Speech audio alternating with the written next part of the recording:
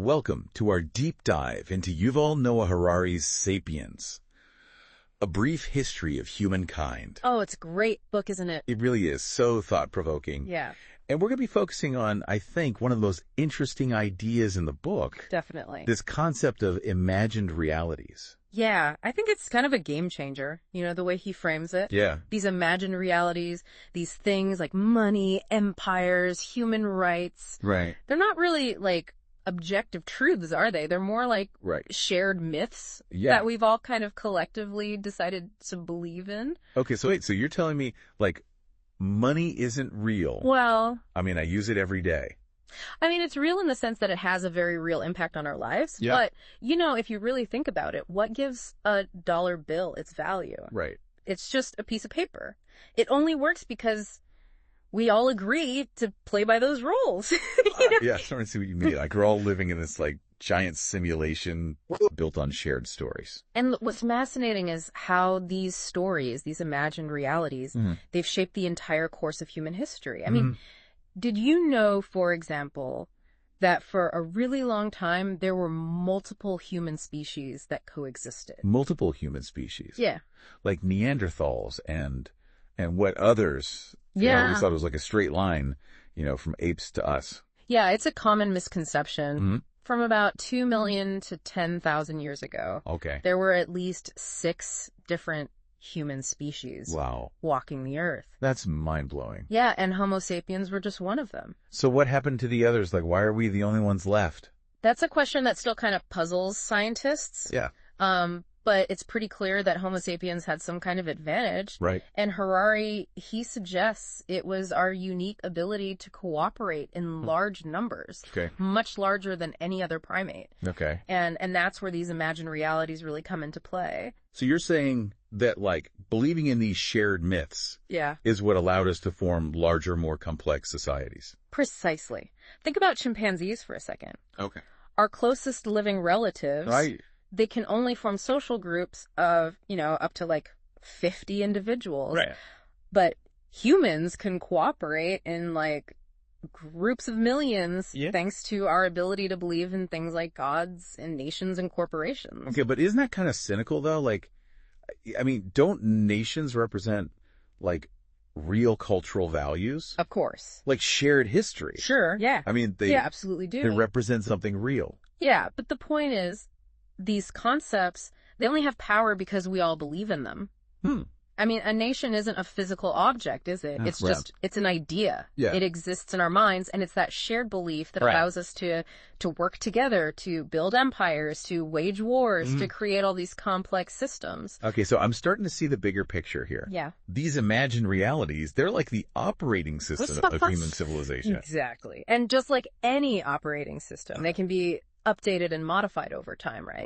Take for example, social etiquette. Okay. In the Middle Ages, being addressed as sir or madam, that was a sign of high status, reserved for the nobility. Right. Now it's just, basic politeness. Yeah, or how about like the rise of jeans as a symbol of equality? Oh, yeah. They started out as working class clothing. Right. But they've become like a fashion staple. Totally. Across all social classes. Yeah. And so these seemingly small changes, they reflect these much larger shifts in our shared values and beliefs. It's fascinating, isn't it? Yeah. How these imagined orders, they get embedded in every aspect of our culture. Yeah.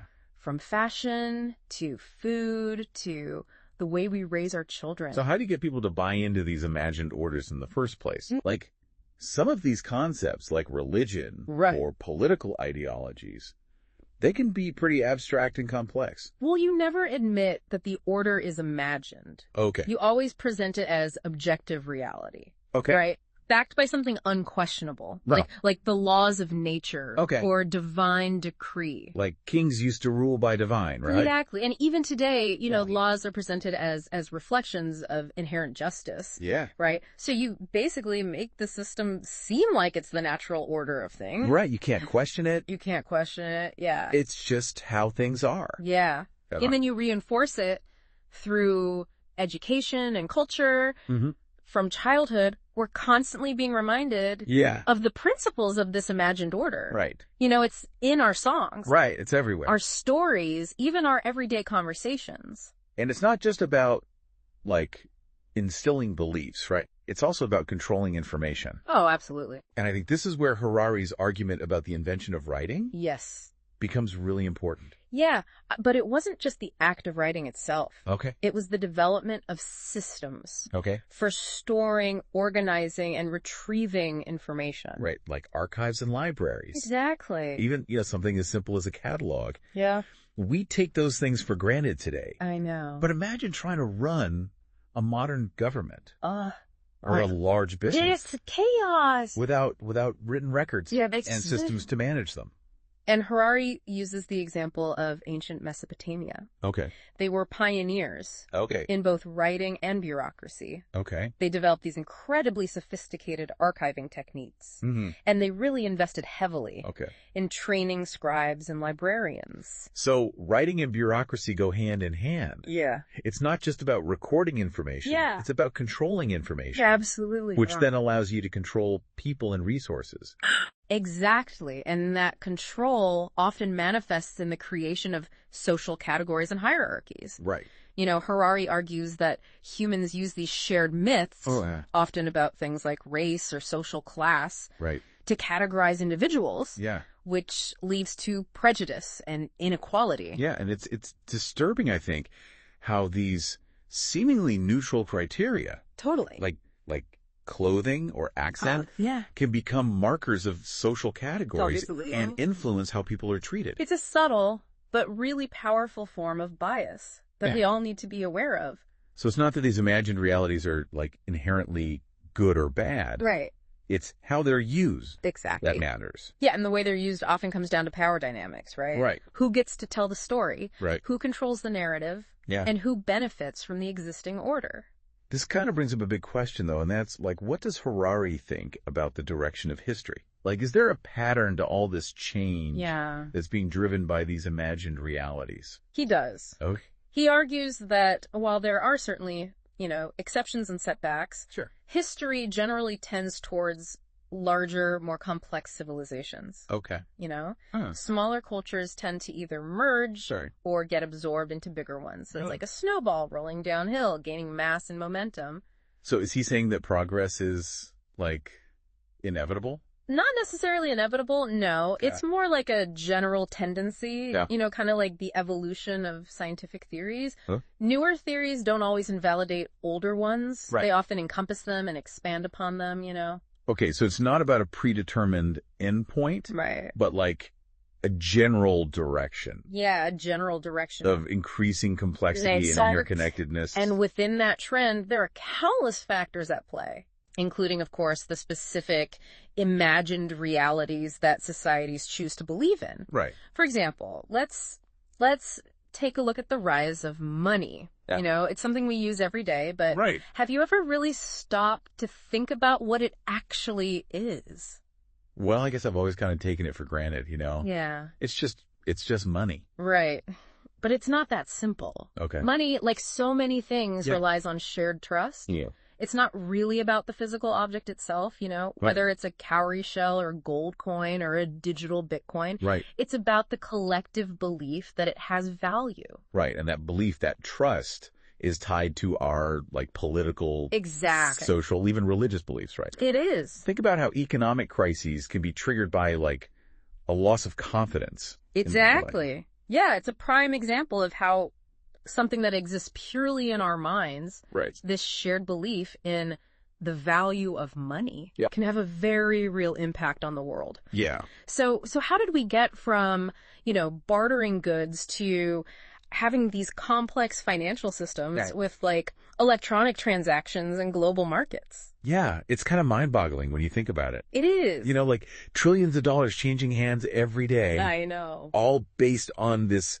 like, collective trust in a system that's ultimately like a product of our imagination. And that trust is constantly being tested and renegotiated, right? I mean, think about how political instability or even just rumors, right, can send the stock market into a tailspin. Right. Money's a perfect example of how an imagined reality can have a very real impact on our lives. Okay, so we've talked about money, but what about empires? You know, they've played a huge role in shaping the world. Of course, as we know it. Yeah. But they've always had to justify their expansion, haven't they? Absolutely. Empires rarely present themselves as just naked power grabs. Right. They often frame their conquest as these benevolent missions, you know, to spread civilization, religion. So it's not about conquest. It's about, like, bringing enlightenment to the barbarians. Harari gives some classic examples, like the Romans, they claimed to bring peace and order.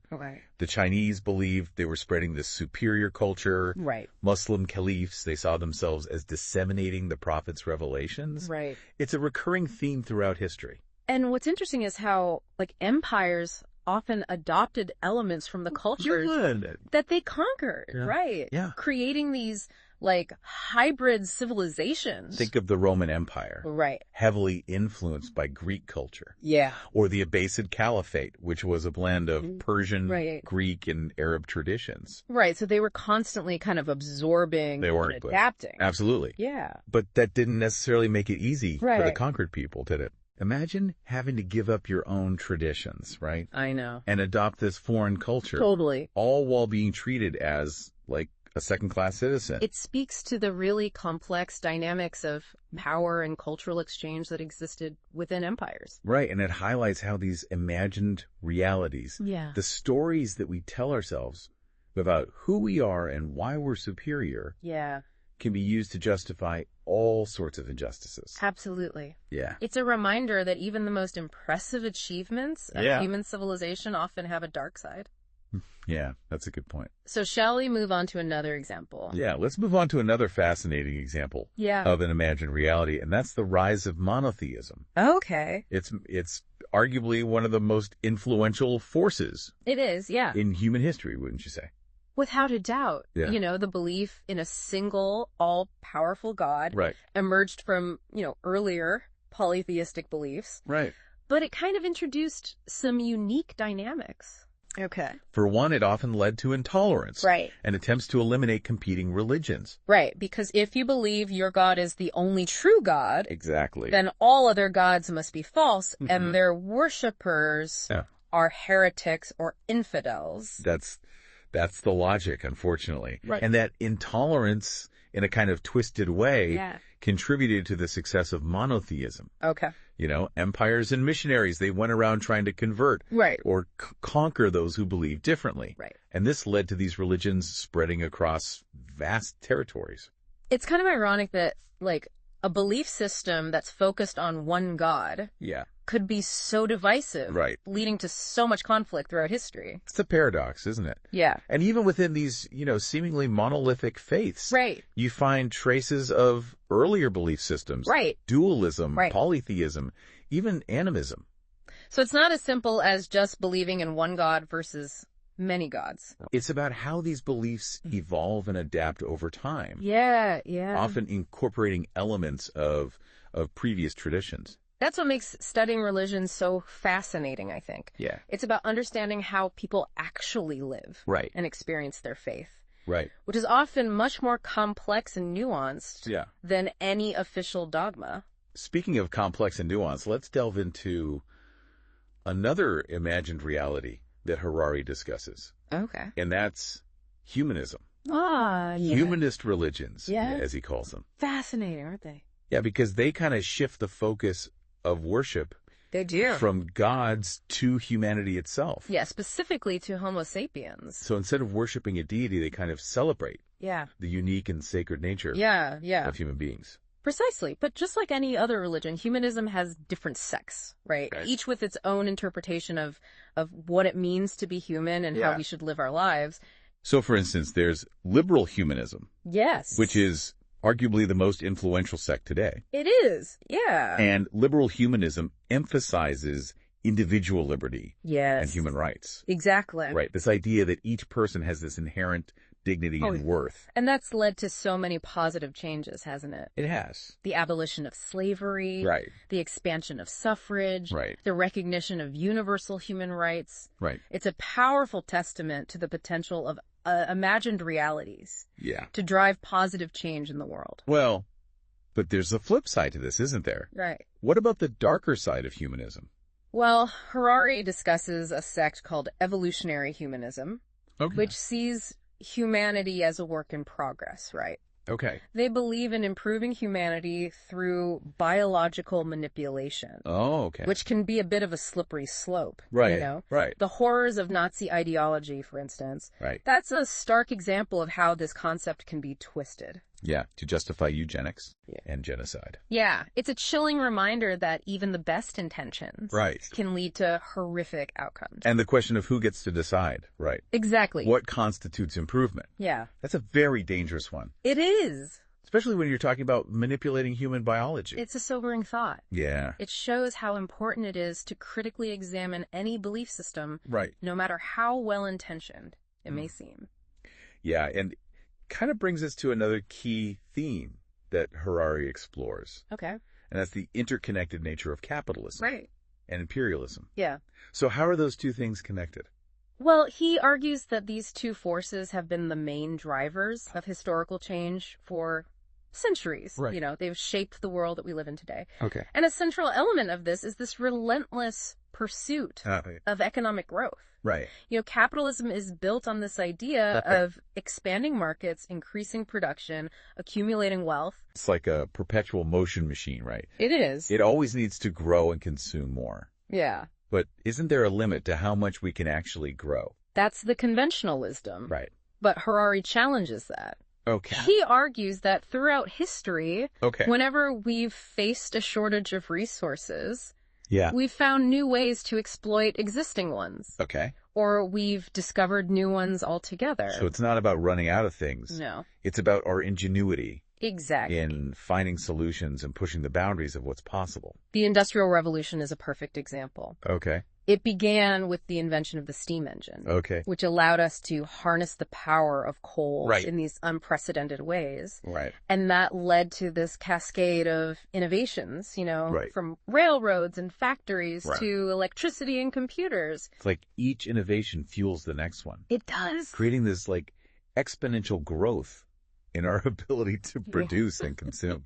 It's incredible, isn't it? It is, but this kind of brings up a crucial question, and that is this kind of relentless growth sustainable? That's the million-dollar question, isn't it? Yeah. And it's one that Harari grapples with throughout the book. Okay. He points out that this growth has come at a cost. Right. You know, environmental degradation, social inequality, even a sense of spiritual emptiness. Right. It's like we're on this treadmill, right? Yeah. Running faster and faster, but not really getting anywhere. That's a great analogy. We're accumulating more stuff, but are we actually happier? That's the paradox of modern affluence, isn't it? Yeah. We have more than ever before. Right. Yet so many people feel this sense of emptiness and dissatisfaction.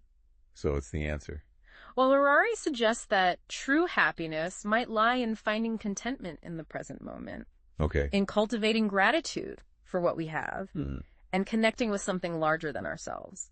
That sounds like a pretty radical idea. It is radical. In a society that constantly bombards us with these messages about consumption and self-gratification. It is, but it resonates with the wisdom of so many spiritual traditions, don't you think? Yeah, it does. You know, this idea that true fulfillment comes not from external things. But about recognizing that true fulfillment doesn't come from accumulating more things, but from like cultivating inner peace. Exactly. Just finding meaning in our lives. It's a powerful challenge, isn't it? It is. To the consumerist ethos that dominates our world. Yeah, it's a really powerful idea. And it all ties back to the idea of imagined realities, you know? Yeah. If we can create these shared myths that prioritize compassion and cooperation and sustainability, then perhaps we can create a world where both individuals and the planet as a whole can thrive.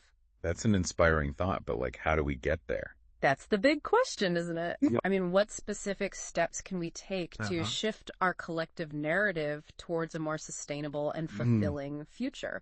Well, that's what we're going to explore in the next part of our deep dive. I can't wait. Yeah. I'm really looking forward to that. Me too. All right. Well, we'll see you next time. See you then. Welcome back to our deep dive into Sapiens.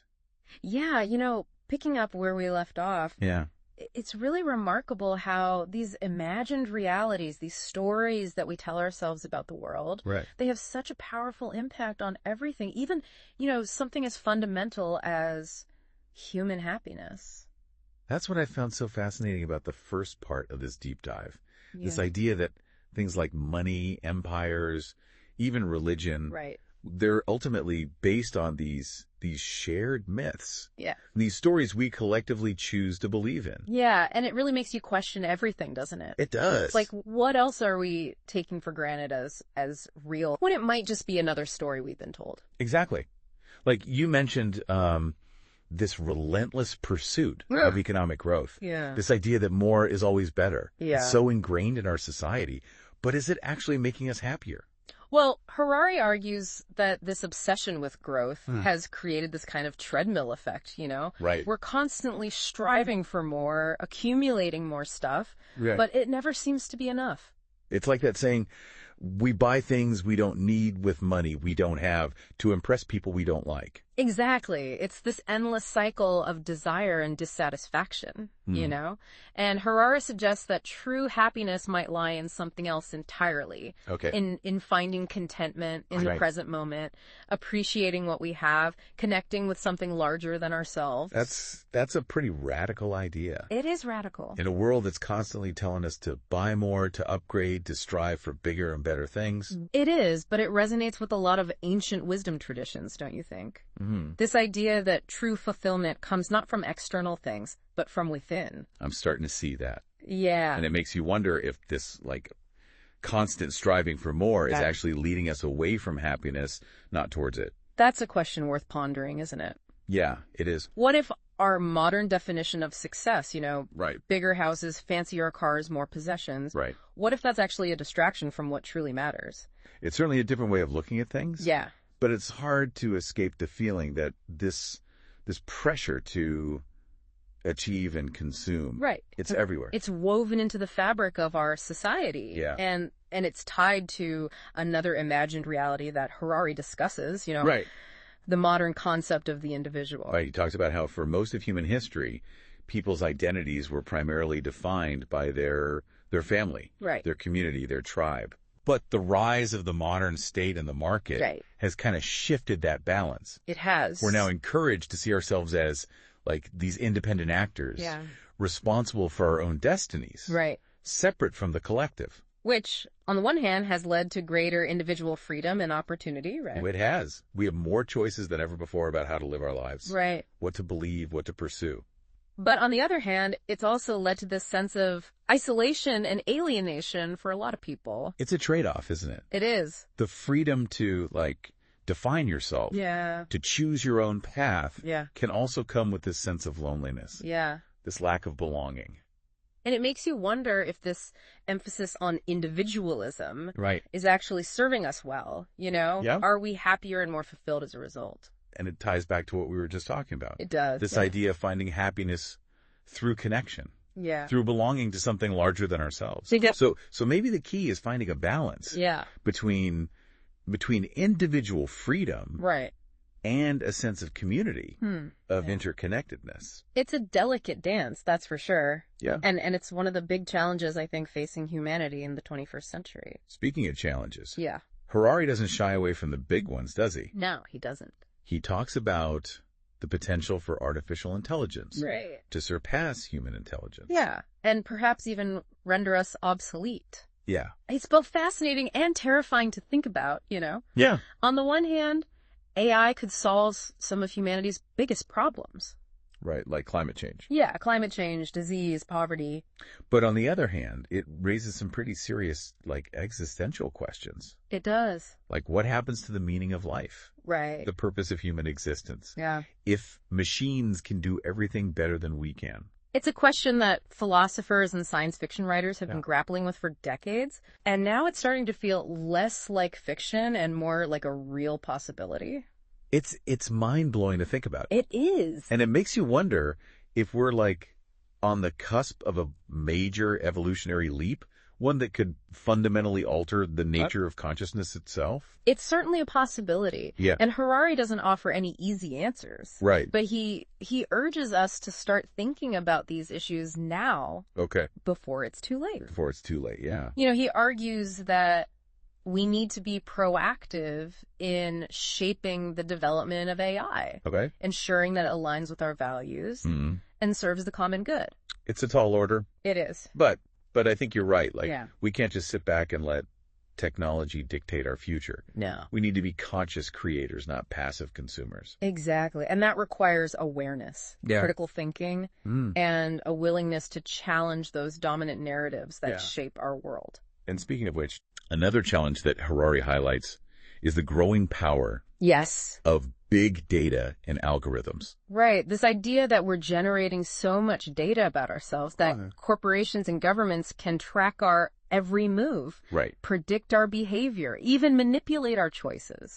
It's a bit unsettling, isn't it? It is. This idea that so much of our life is being recorded and analyzed and potentially used against us. And that loss of control can be really dangerous, can it? Yeah. I mean, Harari warns that we're at risk of becoming slaves to algorithms, you know, surrendering our agency to these systems that we don't fully understand or control. It's like we're handing over the pen to someone else. Yeah. Letting them write the story of our lives. And not just our individual stories, but the story of humanity as a whole. Right. Because these algorithms are shaping everything. Yeah. From the news we consume to the products we buy to the people we connect with. So it's really important for us to be like critical consumers of information.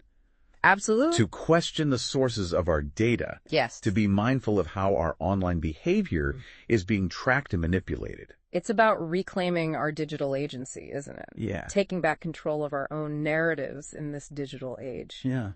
And speaking of shaping the future. Okay. Harari also talks about the potential for bioengineering to transform the human body and mind. Oh, yeah. He talks about gene editing and other advancements in biotechnology that could potentially allow us to enhance our cognitive abilities, eliminate genetic diseases, even extend our lifespans. It's mind-boggling to think about the possibilities, isn't it? Yeah, it really is. But as with any powerful technology, there are risks as well as benefits. Like, who gets access to these enhancements? Exactly. Could it create a new class divide between, like, the enhanced and the unenhanced? That's one of the big ethical questions we need to be asking, yeah. And what would it mean for the very definition of what it means to be human? Right. If we start tinkering with our genes and augmenting our brains? It's a question that gets to the heart of what makes us human, doesn't it? Yeah. Our vulnerability. Right. Our imperfections. Our capacity for both good and evil. Harari doesn't offer easy answers to these questions. No. But he urges us to engage with them thoughtfully. Yes. And responsibly. So we can make choices that benefit all of humanity. Right. Not just a select few. It's a big responsibility. It is. But it's also an exciting opportunity. It is. You know, we're at a point in history where we have the potential to shape the future of our species. And that's what I find so inspiring about Harari's work. You know, he reminds us that we're not just passive observers of history. We're active participants. We're creating it. Yeah. So even though there are all these challenges, there's also a sense of hope. Absolutely. Harari sees hope in our growing awareness of these issues. Okay. In the increasing number of people who are demanding, you know, a more just, sustainable, and compassionate world. And in our capacity for cooperation and innovation. Exactly. Like, we've faced big challenges before. We have. And we found ways to overcome them. We're a remarkably resilient and adaptable species. Yeah. And if we can harness our collective wisdom and creativity, I believe we can create a future that's truly worth striving for. Welcome back to the final part of our deep dive into Sapiens. It's been quite a journey, hasn't it? It really has. Exploring these imagined realities. Yeah, from the origins of money and empires to the potential of AI. I know. It's really made me look at the world. Me too. In a completely different way. Yeah, questioning all these things I just always took for granted. That's the beauty of Harari's work, isn't it? It is. It challenges our assumptions, makes us think critically about the stories we tell ourselves about the world. So in this last part, Yeah. I'm really curious to hear what he has to say about the future. Okay. Where are all these imagined realities leading us? Well, he paints this picture of a world in constant flux. Technology is advancing at this crazy pace. Right. And the very definition of what it means to be human, Right. that's up for grabs. It's both exciting and a little terrifying. Isn't it? Yeah, like we have this potential to solve so many problems, but also the potential to create new ones that we haven't even thought of yet. Exactly. And Harari doesn't shy away from those potential downsides. Yeah. One of the biggest challenges he highlights is this rise of artificial intelligence. Right. The possibility of AI surpassing human intelligence. Yeah. Maybe even making us obsolete. It's kind of a scenario we've seen in so many sci-fi stories. I know. But now it's starting to feel like a real possibility. It does. It really does. And it raises some pretty big questions, you know? It does. Like, what happens to the meaning of life? Right. The purpose of human existence. If machines can do it all better than us. Right. It's a question philosophers have been thinking about forever. Yeah. But now it has this new urgency. Yeah.